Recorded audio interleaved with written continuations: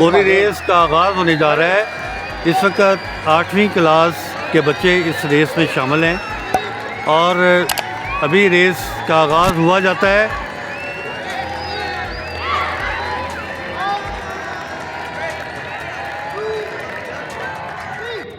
और ये रेस का आगाज़ हो चुका और ये बच्चे कुछ गिर रहे हैं और कुछ अपनी मंजिल की तरफ बढ़ रहे हैं और ये रेस आपके सामने है और फुल एंजॉय किया जा रहा है। और ये बच्चा पहले नंबर पर आ गया और ये दूसरे नंबर और ये तीसरे नंबर पर, और गिरते गिराते बच्चों ने ये रेस मुकम्मल कर ली।